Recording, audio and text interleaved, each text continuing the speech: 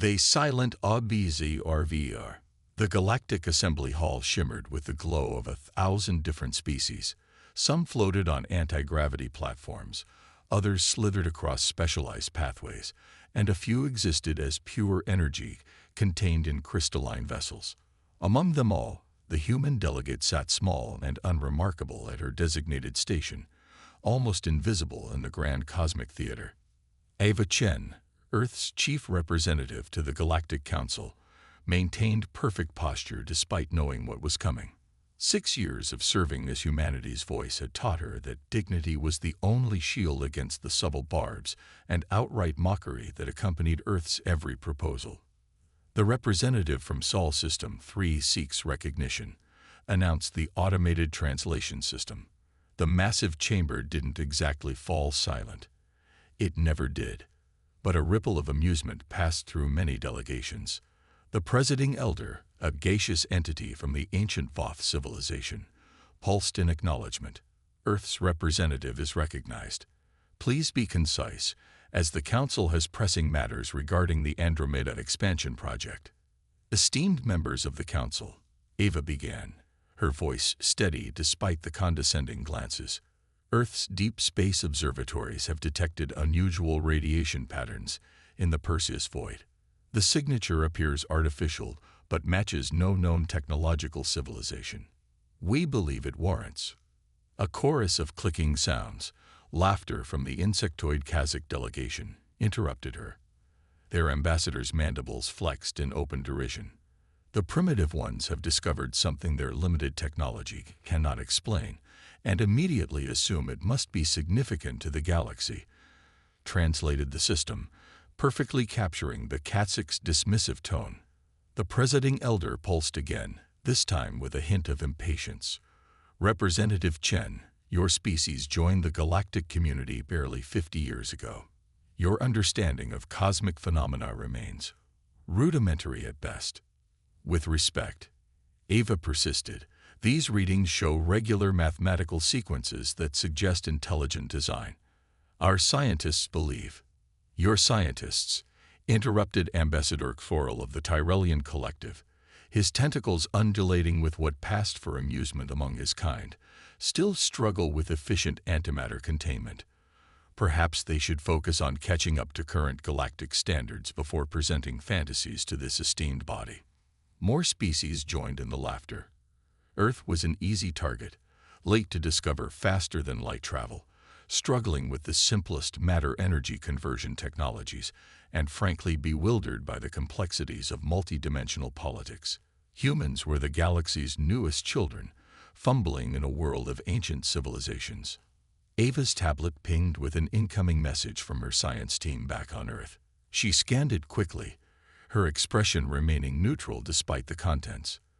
The readings had intensified. Whatever was happening in the Perseus void was growing stronger. Perhaps, suggested the silky voice of the Morrigan delegate, a humanoid with silver skin that reflected the chamber's lights, the humans have simply detected a dying star. Their instruments are notoriously quaint. Motion to table Earth's concerns until proper analysis can be conducted by qualified galactic survey teams, proposed the Tyrellian ambassador. Seconded, called out a dozen voices. The Presiding Elder pulsed in agreement. Earth's concerns will be forwarded to the Junior Science Committee for review. Next item. The dispute over mining rights in the Arcturus sector. And just like that, humanity was dismissed again. Ava didn't argue further. She had expected nothing different. As the council moved on to matters they deemed important, she quietly transmitted a single-word message back to Earth. Prometheus. Dr. Marcus Okafor hunched over the holographic display in the hidden facility beneath the Antarctic ice.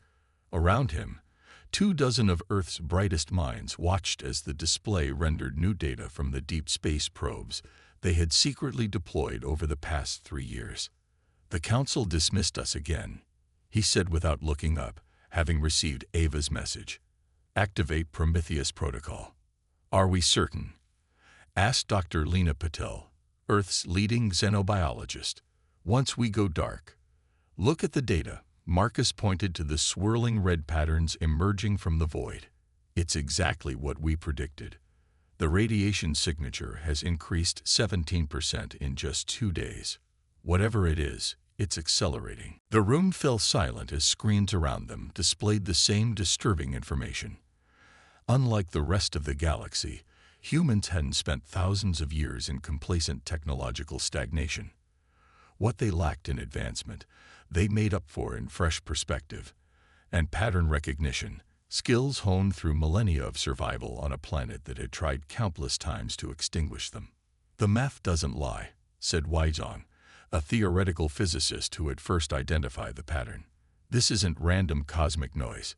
It's structured, purposeful, and it's headed toward populated space." "How long?" asked General Adriana Vasquez, the military liaison to the project. "At current acceleration." Wei brought up a new simulation. 6 months until it reaches the outer systems of the Galactic Council. Perhaps a year before it reaches Earth. Marcus nodded grimly. "That's why we've been building for the past 3 years. The Council thinks we're struggling with basic antimatter containment. Let them think that." He turned to face the assembled team. "Enact final preparations. As of today, Earth goes silent." General Vasquez stepped forward. "All military and civilian communications with off-world entities will cease in 36 hours. The lunar colonies and Mars settlements have already begun evacuation procedures. Our deep space stations are being converted to the specifications provided by Dr. Zhang's team." "And the shield?" Marcus asked. Dr. Hiroshi Tanaka, the project's engineering lead, nodded confidently. "The gravitational displacement field will be operational within 3 weeks. Once activated, Earth will appear abandoned to any outside observers. Our heat signature, electromagnetic emissions, everything, gone." Marcus looked around the room at the determined faces. None of them had been believed by the wider galactic community. Earth's warnings had been mocked, its science dismissed as primitive. Now they would have to save themselves, and perhaps, if they were successful, the very civilizations that had laughed at them. "Prometheus Protocol is now active," he announced. "May we be wrong about what's coming. But if we're right." He didn't need to finish the thought. They all knew the stakes. 6 months later, in the grand chambers of the Galactic Council, Ambassador Coral of the Tyrellian Collective was presenting findings on resource distribution when a junior aide interrupted with an urgent message. The interruption, almost unheard of in council proceedings, caused immediate tension. "Forgive the intrusion," the aide said, voice trembling slightly. "But we've lost all contact with the Pelora system." The council chamber erupted in confusion. Pelora was home to one of the oldest civilizations in the galaxy, a cornerstone of the council's founding members. "Clarify lost contact," demanded the presiding elder. "All communications ceased 3 standard hours ago. Our long-range sensors detected massive energy surges. Then, nothing." Before the implications could fully sink in, another aide rushed in. "Breakers Prime has also gone silent, and we're receiving distress signals from a dozen systems in the outer rim." The color drained from the faces of those species capable of showing such reactions. Breakers Prime was even more advanced than Pelora, with defensive capabilities second to none in the known galaxy. Ambassador Thoral's tentacles curled in agitation. Where is the Earth representative? Their strange readings. Perhaps there was something to them. An uncomfortable silence fell over the chamber as the council members exchanged glances. "Earth has been silent for nearly 6 months," admitted the Morrigan delegate reluctantly. "No communications, no trade ships, nothing. We assumed they had suffered some internal calamity or political collapse. Or perhaps," suggested a voice from the back of the chamber, "they saw what was coming and chose to prepare rather than waste time trying to convince those who wouldn't listen." All eyes turned to the speaker, a rarely seen representative of the enigmatic archivists, ancient observers who rarely participated in council politics. "What exactly is coming?" asked the presiding elder, all pretense of authority now gone from its pulsing form. Before the archivist could answer, the chamber's emergency systems activated. The massive view screen that normally displayed galactic maps and trade routes now showed a live feed from the Council's orbital defense platforms. Space itself seemed to be bleeding. Streaks of crimson energy tore through the blackness, pulsing with mathematical precision, exactly the pattern that Earth had detected a year ago. As the Council watched in horror, the nearest inhabited moon in their system went dark, its lights blinking out section by section. "They're here," said the archivist calmly. "The harvesters have returned." On Earth, in the control center beneath Antarctica, Marcus Okafor watched the same feed they had managed to intercept from the Council's broadcasting system. The red tendrils of energy were even more terrifying when seen devouring an actual inhabited world. "The gravitational shield is holding," reported Hiroshi. To outside observers, Earth appears to be abandoned. No life signs, no technology signatures. "What about our outposts?" asked Lena. "Mars base is shielded and operational. Lunar colonies as well. The asteroid belt installations are our first line of defense if the shield fails." Ava Chen, recalled from her council position months ago, stood silently watching the destruction. "They never listened," she said quietly. "Not even when the math was right in front of them." "Humans are good at recognizing predators," said Marcus. "It's how we survived our own evolutionary history.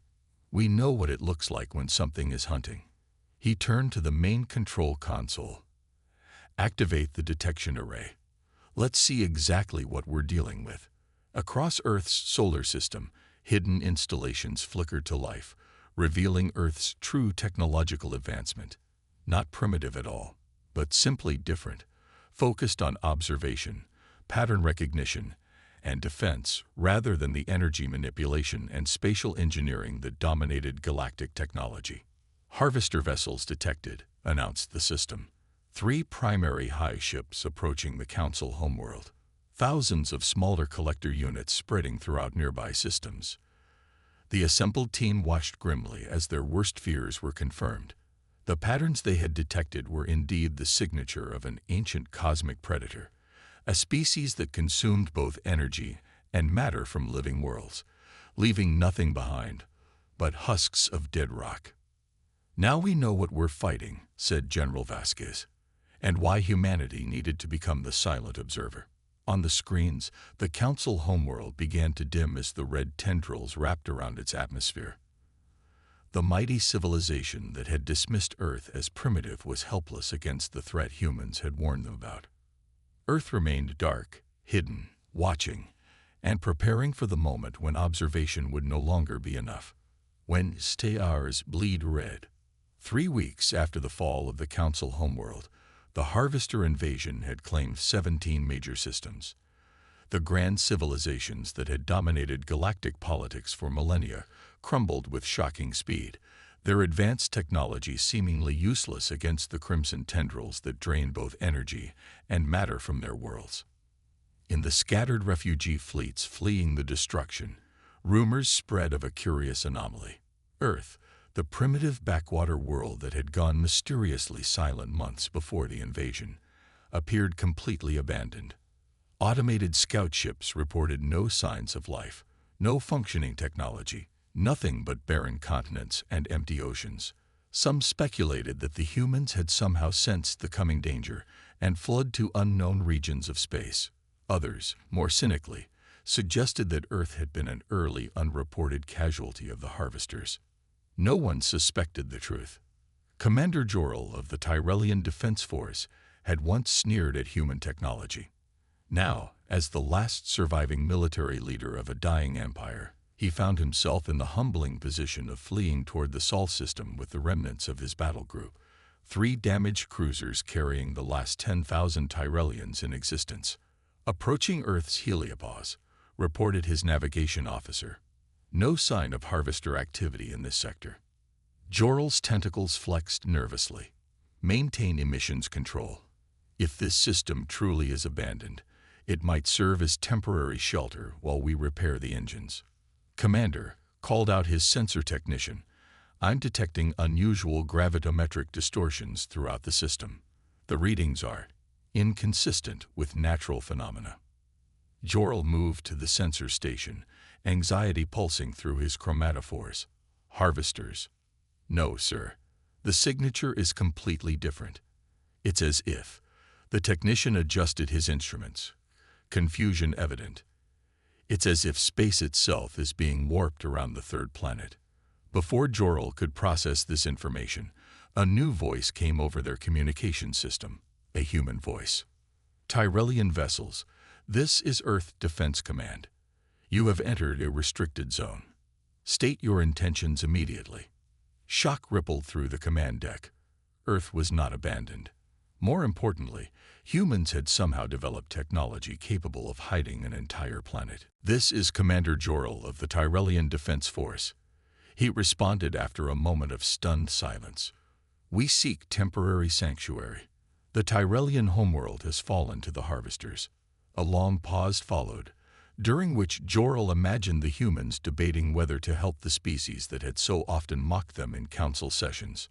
Finally, transmit your current status and passenger manifest. Maintain your position while we verify. As his officers hurried to comply, Jorel stared at the view screen showing the seemingly empty space where Earth should be. How? He whispered. How did they hide an entire planet?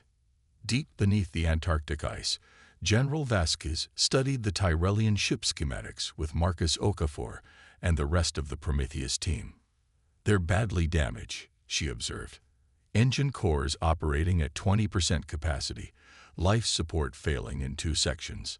They won't survive another encounter with the Harvesters. The question is whether we should reveal ourselves, said Marcus. The gravitational shield has kept us hidden for months. Dropping it now, even briefly.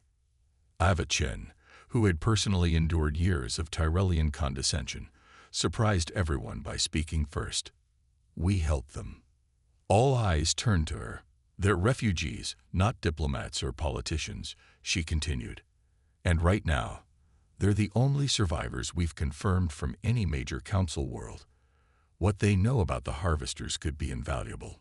Marcus nodded slowly. Agreed. But we bring them to Luna Base, not Earth itself. The shield remains active around the homeworld. I'll make the arrangements, said General Vasquez, already transmitting orders to the lunar colony.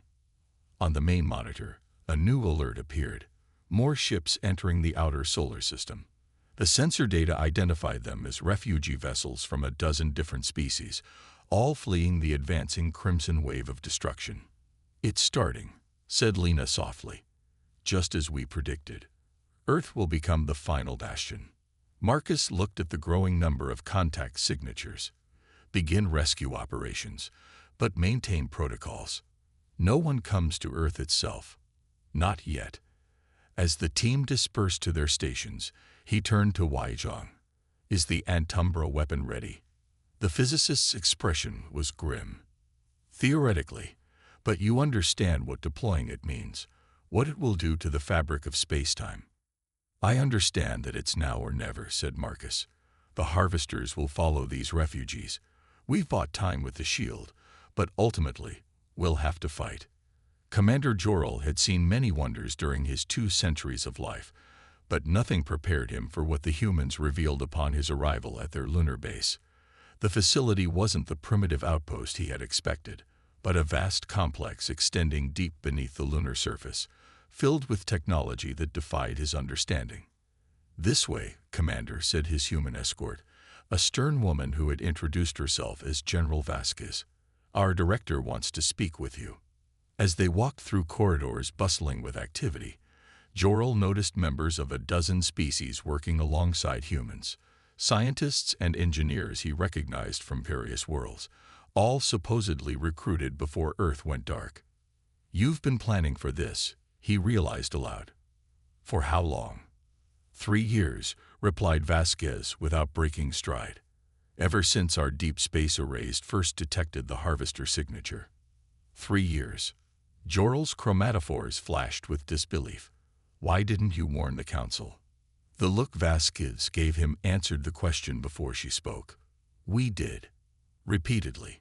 Your ambassador personally dismissed our findings as primitive fantasy. The shame of recognition washed over Jorel. He remembered those council sessions, the dismissive reports from Tyrellian scientists about human paranoia. They reached a large circular chamber where a holographic display showed the current position of harvester forces throughout the galaxy. Standing before it was a human male, his dark skin contrasting with the silver at his temples. "Commander Jor-El," the man said without turning. "I'm Dr. Marcus Okafor, director of Project Prometheus. Welcome to humanity's last stand." The story Jor-El heard over the next hour shattered everything he thought he knew about humans. Earth hadn't been struggling with basic technology. They had simply been focused on different priorities. While the Council races pursued energy manipulation, spatial engineering, and biological enhancement, humans had devoted their resources to observation, pattern recognition, and defensive capabilities. "Your people developed faster than light travel 8,000 years ago," Marcus explained. "You've had millennia of peace and prosperity. Humans evolved on a predator-rich world with constant threats to our survival.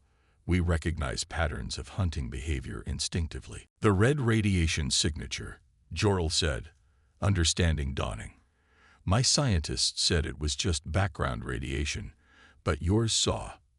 "A feeding pattern," confirmed Marcus. "The same energy signature predators on Earth use to locate prey, just on a cosmic scale. When the Council dismissed our warnings, we made a choice. Rather than waste time trying to convince skeptics, we would prepare." He gestured to the holographic display, which now showed Earth's solar system. Around every planet, moon, and significant asteroid, defense installations pulsed with quiet energy. Between Mars and Jupiter, a massive structure was taking shape, a ring of interconnected platforms surrounding the Sun. "The Antumbra Array," Marcus said, noting Jor-El's attention. "Our last resort." "What does it do?" asked the Tyrellian, both awed and terrified by the scale of human preparation. Marcus's expression darkened. "It creates a quantum barrier that will collapse this entire system into a pocket dimension, taking the harvesters with it if they attack in force." Jor-El's tentacles curled in shock. "You would sacrifice your own homeworld to save the rest of the galaxy?" "Yes." Marcus turned to face him fully. "But we're hoping it doesn't come to that, which is why we need your help." In the days that followed, more refugee ships arrived in the Sol system. The humans had established a triage system, directing damaged vessels to repair facilities on Mars, while converting asteroids into temporary habitats for the displaced. All the while, Earth itself remained hidden behind its gravitational shield, a silent blue jewel that no sensors could detect. Jor-El found himself working closely with Ava Chen, the human ambassador he had once dismissed in council chambers.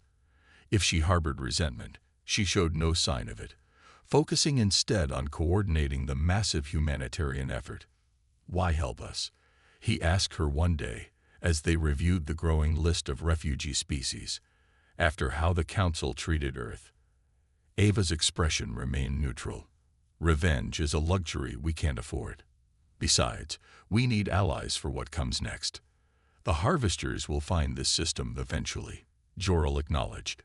"No matter how good your shield is." "They already have," she replied quietly. "Our deep space sensors detected their scout ships 3 days ago, examining the outer planets. They're curious about why so many refugee ships are heading here." Fear coursed through Jor-El's body. "Then it's only a matter of time." "Yes, which is why we're accelerating the final phase of the Prometheus protocol." She handed him a data tablet. "These are the specifications for modifications to your ship's sensor array. Once installed, you'll be able to detect the Harvester's one vulnerability." Jor-El studied the designs, his scientific training allowing him to grasp the principles involved. "This reconfigures our sensors to detect quantum temporal fluctuations. The Harvesters exist partially outside normal spacetime," Ava explained. "It's how they feed on both energy and matter simultaneously. But it also makes them vulnerable during their feeding cycle." Understanding dawned on Jor-El. "This is why your weapons might work when ours failed." Ava nodded. "Your civilizations have been at peace so long. You developed weapons designed to fight enemies that exist in the same physical laws as yourselves. We developed ours while constantly imagining threats from outside our understanding. Paranoia as an evolutionary advantage, Jor-El mused. Perhaps we should have listened to your warnings after all. Perhaps, Ava agreed. But what matters now is whether you'll fight with us when the time comes. The time came sooner than anyone expected. 7 days after Jor-El's arrival, the Harvester fleet appeared at the edge of the solar system. Not the small scouting force they had anticipated, but a massive armada. 3 enormous high ships, each the size of a small moon, led hundreds of collector vessels that pulsed with crimson energy. In the command center beneath Antarctica, Marcus watched the sensor readings with growing dread. They brought everything, he said. They must have detected the concentration of life forces in the refugee fleet. General Vasquez's face was grim. Planetary shield status. Holding stable, reported Hiroshi. But if they begin active scanning with that many ships, he didn't need to finish. Even their advanced gravitational technology couldn't hide a planet from that level of scrutiny. Activate the defense grid, ordered Marcus, and prepare the Antumbra array for emergency deployment. As the orders went out, Ava approached with a communication tablet. The Refugee Council is requesting guidance. Many of their ships can fly, but have minimal weapons. Marcus took a deep breath, the weight of the moment pressing down on him. This was what they had prepared for, what Earth had sacrificed its standing in the galactic community to achieve. Now they would see if humanity's paranoia had been justified. Tell them to take defensive positions behind Jupiter. Any ship with functional weapons should form a perimeter with our outer defense platforms. As Ava turned to relay the orders, the main screen flashed an alert. The lead Harvester High ship was powering up its feeding apparatus, preparing to consume the energy of Jupiter's magnetic field as its first course. It's beginning, said Weijong softly, just as the simulations predicted. Marcus nodded grimly. Deactivate the Earth shield. Divert all power to the weapon systems. A collective gasp went through the command center.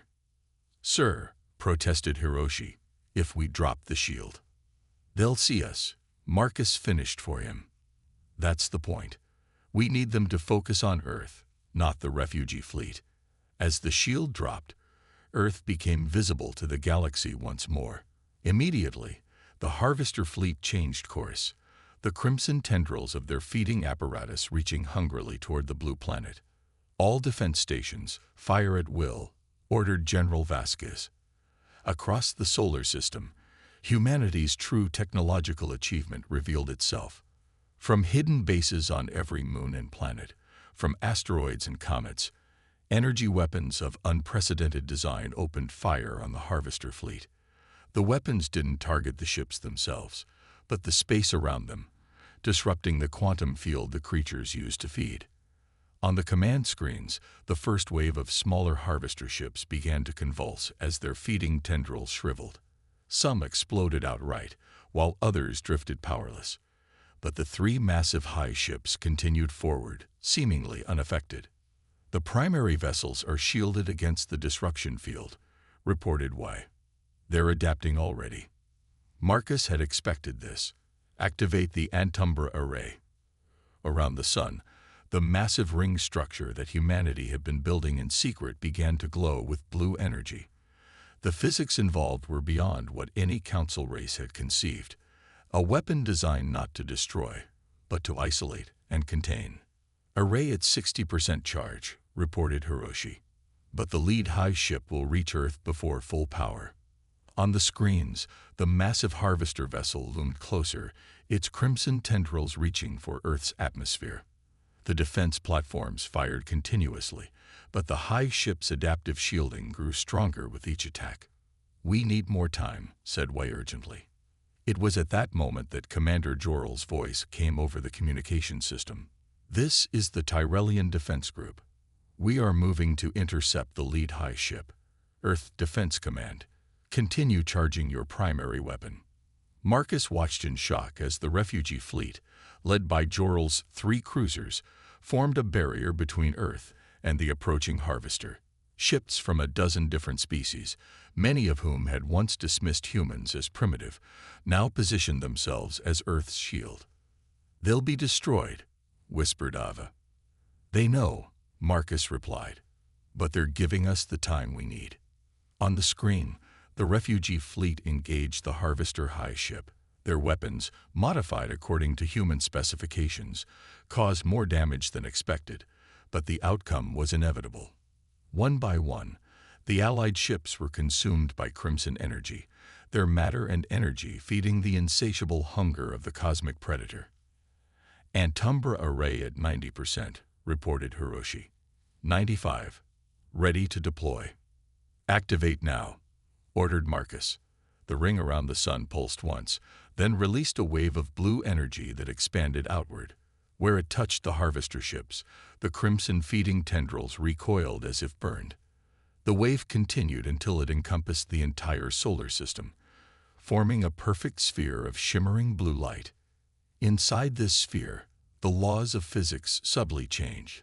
The quantum frequencies the harvesters used to feed no longer functioned properly. Their massive bodies, partially phased into another dimension, suddenly found themselves fully materialized in normal space, vulnerable to conventional weapons. "All defense stations, fire everything," commanded General Vasquez. The remaining human defense platforms unleashed their full arsenal.